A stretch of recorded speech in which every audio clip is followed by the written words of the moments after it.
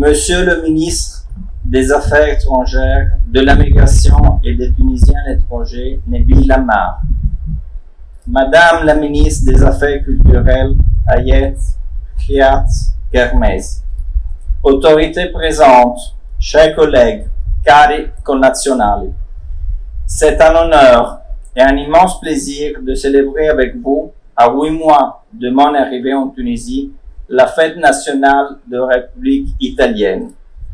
8 mois intenses, riches de collaboration, de projets partagés, d'un avenir commun. Un lien naturel qui unit l'Italie et la Tunisie. Un lien qui ne cesse pas de se consolider et qui se manifeste concrètement en un partenariat global à 360 degrés. Un lien qui se confirme chaque jour par l'intensité des relations politiques. Il suffit de penser aux 5 premiers mois de 2023, au cours desquels nous avons enregistré des contacts constants entre Rome et Tunis et des visites institutionnelles continues dans les deux sens au plus haut niveau, dans un processus de renforcement de la collaboration bilatérale, à commencer par la visite conjointe en Tunisie en janvier du vice-président du Conseil Tajani et du ministre de l'Intérieur Piantedosi, suivi par les visites en mars et avril à Rome des ministres de la Finance et des Affaires étrangères. À cet égard, je voudrais saisir cette occasion pour vous remercier, Monsieur le ministre, encore une fois, pour votre visite à Rome peu après votre prise de fonction. Je voudrais aussi profiter de sa participation à la fête nationale pour remercier Madame la ministre des Affaires culturelles pour avoir permis d'avoir ici ce soir le chœur de l'Opéra de Tunis et pour l'excellente collaboration avec le ministère que vous dirigez. Un domaine, celui de la culture, où la coopération se développe d'une manière naturelle et qui voit la participation, entre autres, de musées, théâtres, universités, cinéma et parcs archéologiques. Un lien naturel, je le souligne, qui se renforce encore plus dans les moments les plus importants. Dans cette phase délicate pour toute la communauté internationale, à cause des dramatiques années de pandémie et des conséquences mondiales de l'agression de la Russie contre l'Ukraine, le gouvernement italien œuvre avec l'Union européenne et les principaux partenaires internationaux pour faciliter la conclusion d'un accord avec le Fonds monétaire. Nous poursuivrons en tant qu'Italie ce travail de soutien dans le plein respect de la souveraineté nationale. Un lien naturel qui rend nos défis communs. L'Italie et la Tunisie regardent ensemble vers le futur. Un avenir plus durable.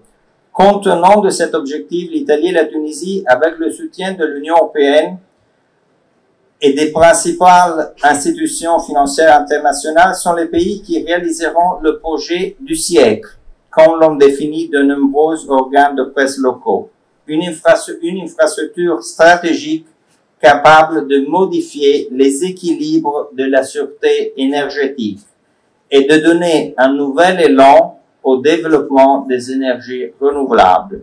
Je fais référence au projet ELMED, le câble électrique sous-marin qui unira non seulement Italie et Tunisie, mais également l'Europe et le continent africain. Nous sommes également engagés à garantir des meilleures perspectives pour les jeunes générations. Dans ces derniers mois, nous avons systématisé les besoins en emploi des entreprises italiennes dans les pays avec les capacités de formation des autorités tunisiennes. Grâce à cette synergie, nous avons lancé un premier projet pilote en faveur de 300 jeunes Tunisiens qui seront bientôt employés dans les entreprises italiennes. En parallèle, un accord en cours de finalisation permettra l'entrée de 4000 travailleurs en Italie. Il s'agit d'un ensemble d'instruments visant aussi à gérer le phénomène de la migration irrégulière, qui voit Rome et Tunis unis aussi bien dans les conséquences que dans les objectifs. Nous partageons la conviction que ce phénomène doit être abordé selon une approche globale, une approche qui allie les aspects prioritaires de la sûreté au développement économique. À cet égard, je voudrais une fois de plus remercier le gouvernement tunisien pour les efforts constamment déployés. Et je suis convaincu que seul un partage, et le gouvernement italien est convaincu que seul un partage étroit des objectifs entre Rome, Tunis et l'Union européenne permettra de lutter de manière efficace contre les réseaux de trafiquants d'êtres humains et d'éviter de nouvelles tragédies de la mer. L'Italie est aujourd'hui le premier partenaire commercial de la Tunisie. Ce résultat extraordinaire est également dû au travail incessant de plus de 900 entreprises italiennes présentes dans ce pays et de la communauté italienne qui je tiens à saluer chaleureusement encore une fois. Ancora un caloroso saluto a tutti gli italiani e connazionali presenti.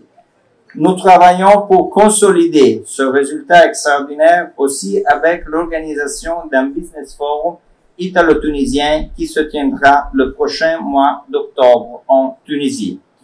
Dans le même cadre, une approche de système nous inspire de la candidature de Rome à Expo 2030. Si Rome sera sélectionné, le tourisme en Tunisie pourra certainement en bénéficier avec les 36 millions de touristes attendus pour cette occasion.